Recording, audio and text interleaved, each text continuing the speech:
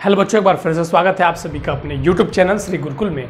और आज बच्चों हम लोग बात करने वाले हैं क्लास 10th के फिजिक्स के चैप्टर विद्युत धारा का तापीय प्रभाव के बारे में। और ये बच्चों ये लेक्चर इस चैप्टर का आखिरी लेक्चर होगा।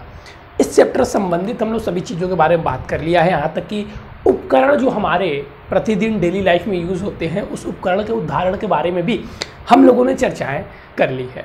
अब इस वीडियो में क्या पढ़ना है हमें, तो इस वीडियो में बहुत छोटी सी टॉपिक हमें पढ़नी है। ये वीडियो बहुत ज़्यादा लंबी भी नहीं होगी, 20 मिनट की वीडियो होगी। इसके बाद से हम लोग केमिस्ट्री की ओर चलेंगे। तो इस वीडियो में हम लोग को विद्युत सामर्थ्य या विद्युत शक्ति पढ़ना है बच्चों, और उस पर संबंधित हम लोग प्रश्न हल करेंगे और आपका वो चैप्टर यहीं पर समाप्त हो जाएगा। तो आप लोग देख सकते हैं हम लोगों ने अभी हाफ ईयरली सितंबर आया ही नहीं है, उससे पहले ही बहुत सारे चैप्टर ख़त्म कर लिए हैं। तो इसका मतलब ये नहीं है कि आप लोगों को रिविज़न नहीं करना है। आप देख सकते हैं कि जैसा हम लोगों ने आपसे वादा किया था हम ठीक उसी मुताबिक चल रहे हैं और आगे भी चलते रहेंगे। तो बस यही शर्त है कि आप लोगों को मेहनत बनाए रखनी है। अगर आप लोग यहाँ से मेहनत बनाए नहीं रखते हैं तो फिर आपको समस्याएं झेलनी पड़ सकती है। चलिए, तो यहाँ पर हम लोगों को क्या लिखना था सर, विद्युत सामर्थ्य।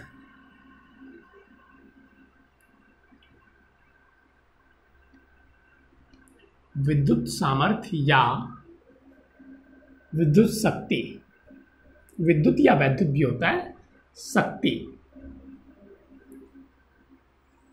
जब भी हम विद्युत, वो लग रहा है ना, शक्ति, जब भी हम विद्युत, देखिए विद्युत सामर्थ्य आपसे पूछे या विद्युत शक्ति, टी।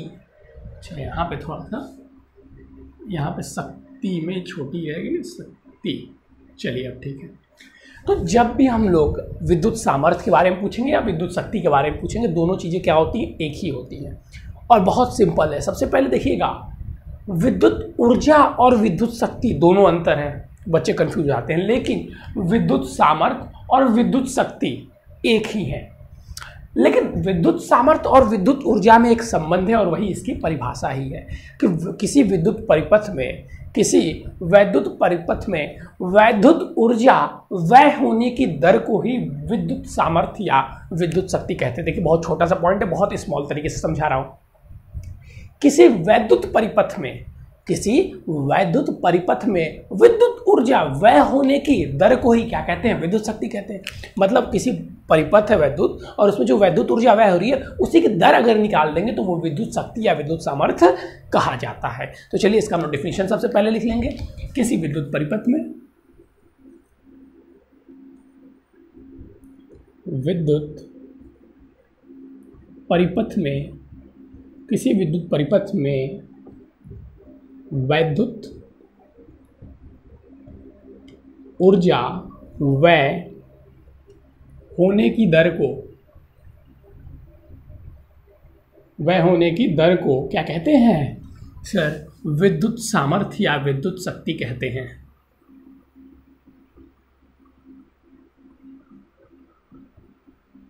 विद्युत शक्ति कहते हैं, ठीक है, विद्युत सामर्थ्य या विद्युत शक्ति कहते हैं। यहां तक पहले इसको कंप्लीट कीजिए, यहां तक ये चीजें कंप्लीट कीजिए।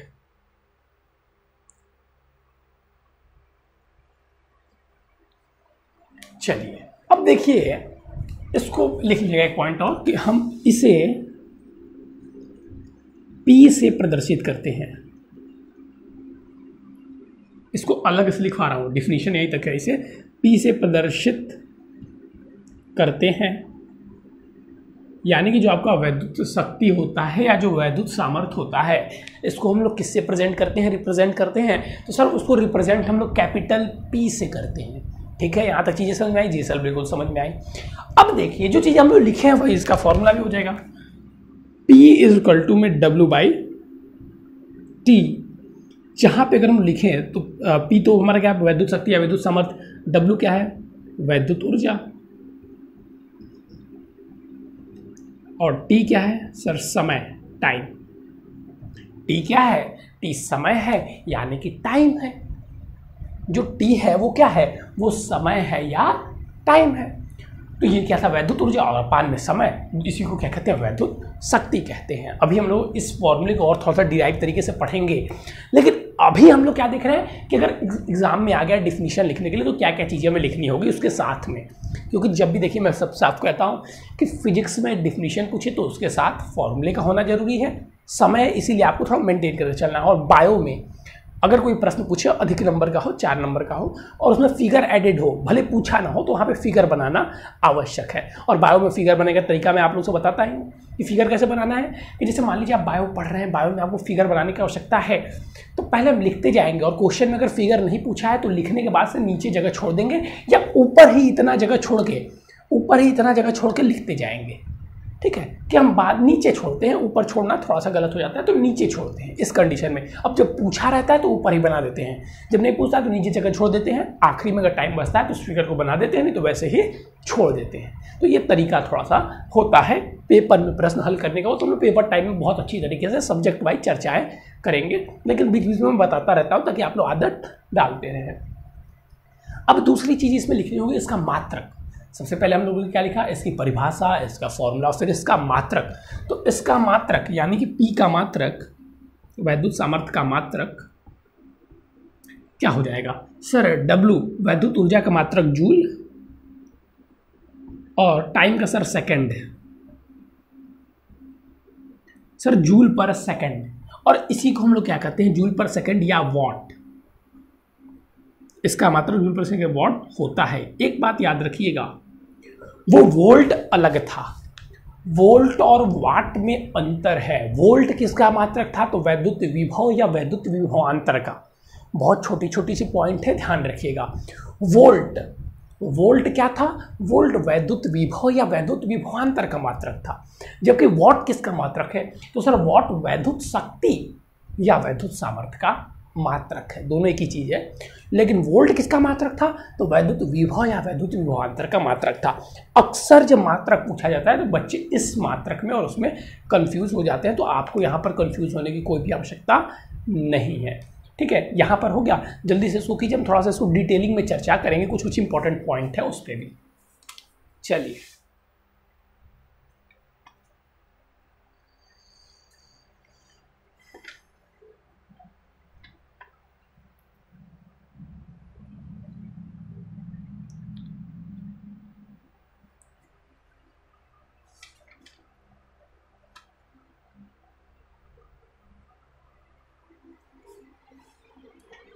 चलिए, अब हम लोग बात करें, अगर इरेज करने वाला यहाँ गया, अब हम लोग बात करें अगर, तो इस फॉर्मूले को हम और भी डिराइव कर सकते हैं। कैसे सर, याद रखना है आप लोगों को जो जो चीज़ें मैं बता रहा हूँ। फॉर्मूले, दो फॉर्मूले तो आपको इस चैप्टर में एकदम मुंह पे जबान पर रटे हुए होने चाहिए। कौन कौन सा सर जी, एक I = Q/T और एक V = IR, यानी कि जो ओम के नियम का फॉर्मूला था। अब हम लोगों ने कौन सा फॉर्मूला पढ़ा सर, हम लोगों ने पढ़ा P = होता है W/T और W = हम लोग क्या पढ़े थे, VIT। इस चैप्टर में फॉर्मूला याद होना चाहिए, फॉर्मूले से फॉर्मूला बनाना आपको आना चाहिए। तो यहाँ से अगर आप VIT रख देते हैं, W = V, T से T कट जाएगा, बिल्कुल सर VI, यानी कि एक दूसरा फॉर्मूला क्या होगा, P = में VI, P = में VI। ठीक है, एक और फॉर्मूला हम बना सकते हैं, V = क्या होता है, IR। तो यहां से P = क्या हो जाएगा सर, I²R। ये वाला फॉर्मूला थोड़ा सा इंपॉर्टेंट है, इस पर क्वेश्चन पूछता है, इसलिए मैंने बता दिया ताकि आपके ध्यान में रहे। और भी फॉर्मूले आप बना सकते हैं, लेकिन ये वाला अक्सर अधिक पूछता है इससे क्वेश्चन, तो ये वाला फॉर्मूला दिमाग में रखिएगा, ये वाला फॉर्मूला दिमाग में रखिएगा, क्योंकि इससे क्वेश्चन हम लोगों ने देखे हैं कि बहुत ज़्यादा जो प्रश्न आते हैं वैद्युत शक्ति से वो इसी फॉर्मूले पर डिपेंडेंट होते हैं, वो इसी फॉर्मूले पर डिपेंडेंट होते हैं। चलिए अब आगे बढ़ा जाए। देखिए, अब विद्युत ऊर्जा के हम थोड़े से एक चीज़ पढ़ लेंगे, व्यवहारिक मात्रक। जैसे कि आपके घर पे अगर आता होगा तो आप लोग क्या पढ़े हैं, बिजली का बिल आया, कितने यूनिट आया, 10 यूनिट आया, 20 यूनिट आया, 500 यूनिट, सॉरी 50 यूनिट आया, 60 यूनिट आया, 100 यूनिट आया। ठीक है, ऐसे ऐसे हम लोग पढ़ते हैं। तो यूनिट जो है, जिसे हम किलोवाट घंटा भी कहते हैं, तो वो क्या है, वैद्युत ऊर्जा का व्यवहारिक मात्रक। तो यहाँ पे लिख लीजिएगा, उसमें कुछ संबंध पढ़ेंगे हम लोग, विद्युत ऊर्जा का व्यवहारिक मात्रक। इसमें कुछ पढ़ना नहीं है,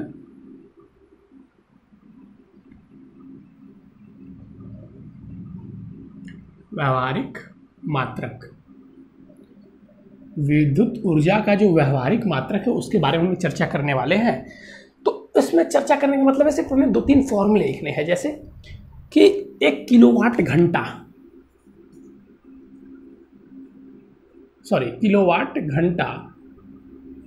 या यूनिट। अगर मान लीजिए आपसे कोई किलोवाट घंटा पूछे या यूनिट पूछे तो क्या होता है सर, वॉट गुणे में घंटा अपॉन में 1000।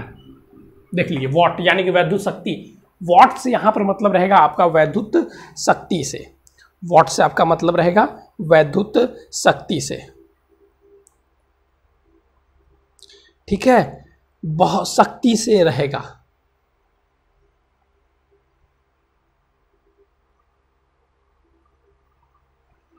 चलिए तो ये समझ में आ रहा है। जो व्यवहारिक देखिए सबसे, और एक बार बता दे रहा हूँ, सबसे जो छोटा मात्रक है ऊर्जा का वो जूल है।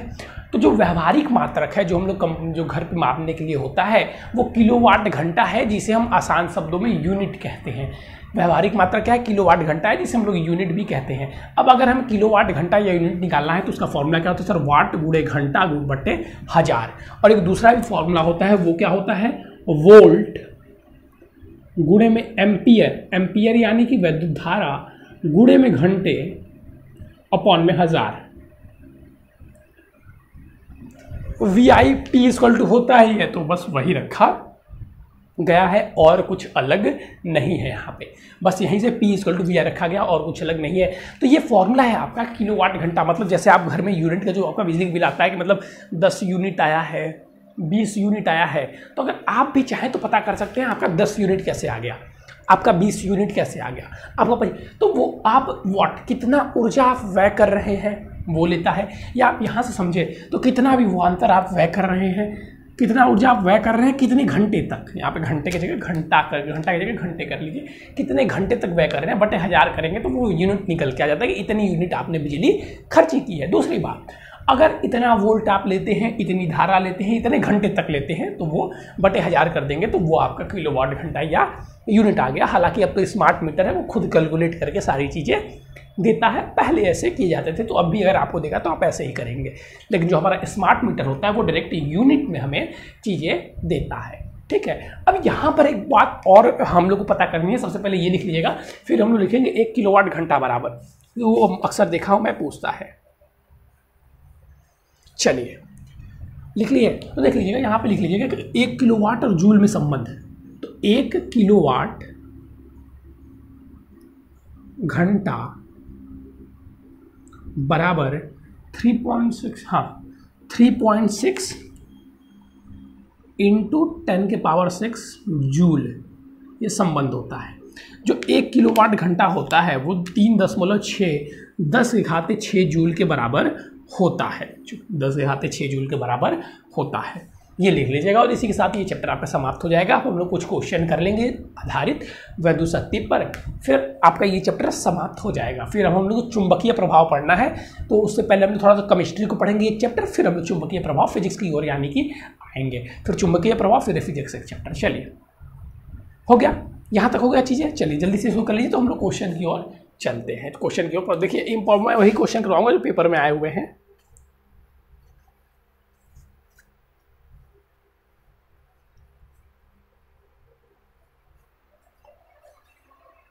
चलिए लिखिएगा क्वेश्चन।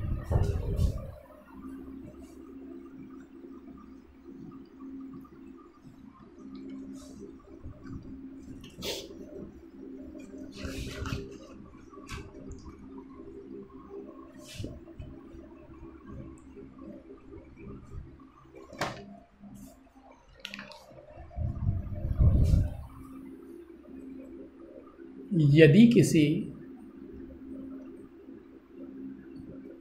वैद्युत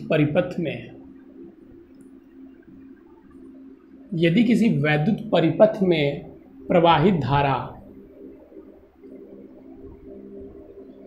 यदि किसी वैद्युत परिपथ में प्रवाहित धारा 10 एम्पियर की है तथा परिपथ का प्रतिरोध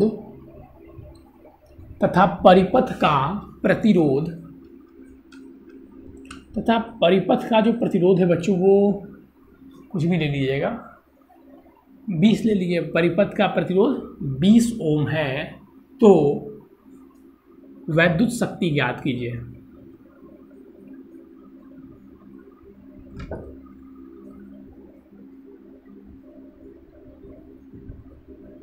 ज्ञात कीजिए, तो वैद्युत शक्ति ज्ञात कीजिए। इस स्थिति में आपको वैद्युत शक्ति ज्ञात कीजिए। वैद्युत शक्ति ज्ञात करना है बच्चों, यानी कि वैद्युत सामर्थ्य भी जिसे हम कहते हैं। कैसे होगा सर? देखिए, सबसे पहले आप जो फॉर्मूला पढ़े हैं उसको भी लिख सकते हैं। तो P = सर हमने पढ़ा W/T। नहीं याद होते जाते फॉर्मूले, मैं तो चाहूँ डायरेक्ट लिख सकता हूँ P = I²R। लेकिन अगर आपको नहीं याद है तो आप ऐसे भी लिख सकते हैं P = W/T। फिर W क्या होता है सर? VI/T/T। T से T कट गया, VI। यानी कि ये वाला फॉर्मूला इंपॉर्टेंट है किसी भी स्थिति में। तो डायरेक्ट आप अगर इसे भी लिखते हैं, अगर वैद्युत शक्ति नहीं दिया तब डायरेक्ट आप इसको लिख दीजिए और इससे फॉर्मूले बनाने की कोशिश कीजिए जो जो चीज़ें दी हुई हैं। तो P = अब सर यहाँ पे दिया हुआ है, हमको पता है V = IR होता है। तो V = IR रखने पे IR होता है ना, तो ये हो जाएगा I²R। जो मैंने लिखा था इसी फॉर्मूले पर हल होगा। क्यों सर इसी फॉर्मूले पर हल होगा? यहाँ पर देखिए क्या दिया हुआ है आपको सर? वैद्युत धारा दिया हुआ है 10 एम्पियर। परिपथ का प्रतिरोध 20 ओम का है। R दिया हुआ है सर 20 ओम का। पूछा क्या है सर? हमसे कह रहा है कि P ज्ञात करो। तो P = सर हो जाएगा 10 का स्क्वायर गुणे में 20, यानी कि सर 1000 हो जाएगा। और सर ये 20 हो जाएगा सर 20,000 वॉट। 20,000 वॉट। देख लीजिए, सॉरी 1000 कैसे हो गया? 10 का स्क्वायर 100। ऐसे ही छोटी छोटी गलतियां हो जाती हैं कभी कभी। बहुत सारे बच्चे हैं, मैं देखता हूँ बहुत सारे क्वेश्चन, बहुत सारे लेक्चर में ऐसी ऐसी गलतियाँ हुई हैं, वहाँ पे बच्चे करेक्ट करते हैं और वहाँ पे मुझे बहुत अच्छा लगता है। ठीक है, तो आप लोग भी ऐसी ऐसी चीज़ें किया कीजिए जहाँ पे गलतियाँ लगे। कमेंट कर दिया कि जी जरूर सर यहाँ पे गलती है, ताकि अगली बार जो बच्चे देखें उनको थोड़ा सा मतलब वहाँ पे चीज़ें क्लियरिटी हो जाए। चलिए जल्दी से उसको कीजिए, तो नेक्स्ट क्वेश्चन की ओर एक चलेंगे।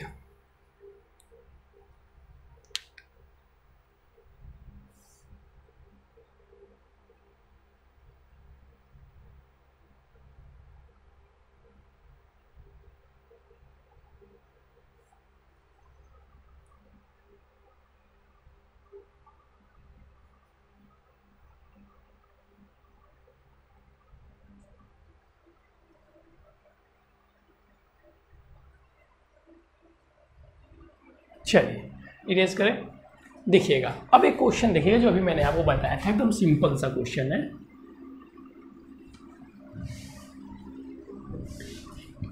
यहाँ पे देखिए बच्चे कंफ्यूज हो जाते हैं, मैंने अक्सर देखा है, इसीलिए इस क्वेश्चन का मैं जिक्र कर रहा हूँ। अब ये वाला जो क्वेश्चन मैंने आपको कराया, अगर किसी और भी फॉर्मूले पे देगा तो आप लोग कर लेंगे क्या? ठीक है, तो वहाँ पे चलिए यहाँ पे ध्यान दीजिएगा। यदि किसी वैद्युत मोटर का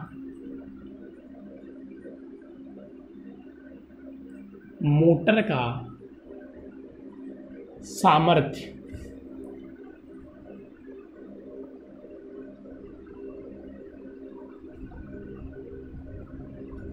सामर्थ्य 10 किलोवाट है,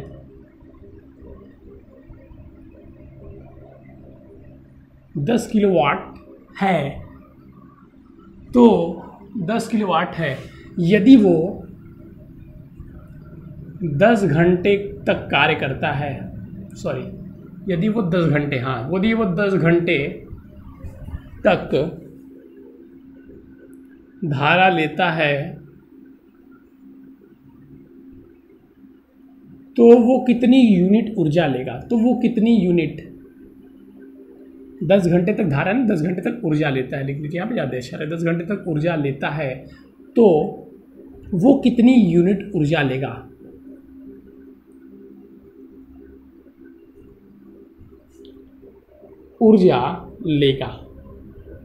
कितनी यूनिट ऊर्जा लेगा?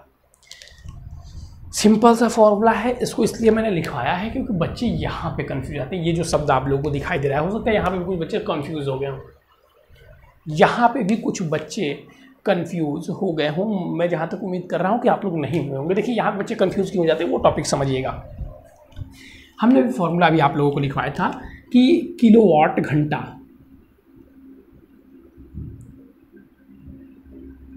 बराबर वॉट गुणे में घंटे अपॉन में 1000।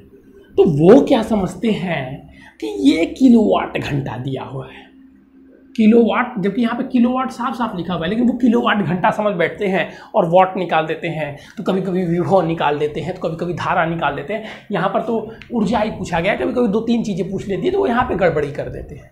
तो याद रखना ये किलोवाट घंटा है। अगर किलोवाट घंटा, वॉट दिया हुआ है, किलोवाट दिया हुआ है मतलब वो शक्ति का ही मात्रक है।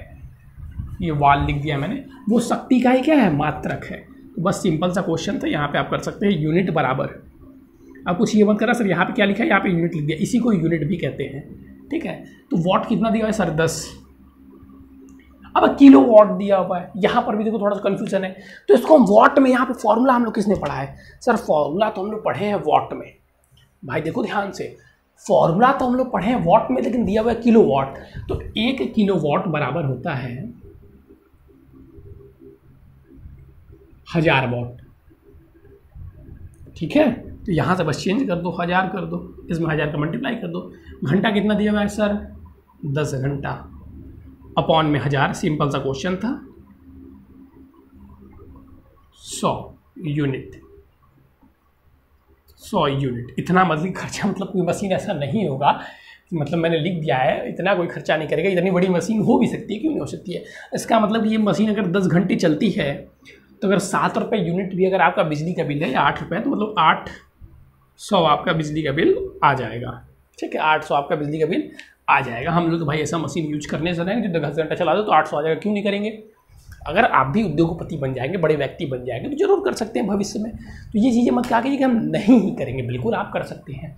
जरूरी थोड़ी ना कि आप पढ़ने के बाद से IAS ऑफिसर ही बनेंगे, या आपको दरोगा की नौकरी करनी है, या आपको किसी सरकारी नौकरी। क्यों भाई, हम पढ़ रहे हैं नॉलेज के लिए, नॉलेज मिलने के बाद से हम और भी सारी अच्छी चीज़ें कर सकते हैं। चलिए, तो आज के लिए बच्चों बस इतना ही। Thank you, have a nice day. फिर मिलेंगे नए और इंपॉर्टेंट टॉपिक के साथ, लेकिन इससे पहले मैं आप लोगों को बता देना चाहूँगा कि हमारे इस चैनल पर हिंदी मीडियम की क्लास 10th और 12th की तैयारी बिल्कुल फ्री में कराई जाती है। अगर आप भी करना चाहते हैं, सबसे पहले आपको चैनल को सब्सक्राइब करना होगा, फिर डिस्क्रिप्शन में दिए गए व्हाट्सएप नंबर से भी हमसे जुड़ जाना होगा। थैंक यू बच्चों, हैव अ नाइस डे। फिर मिलेंगे।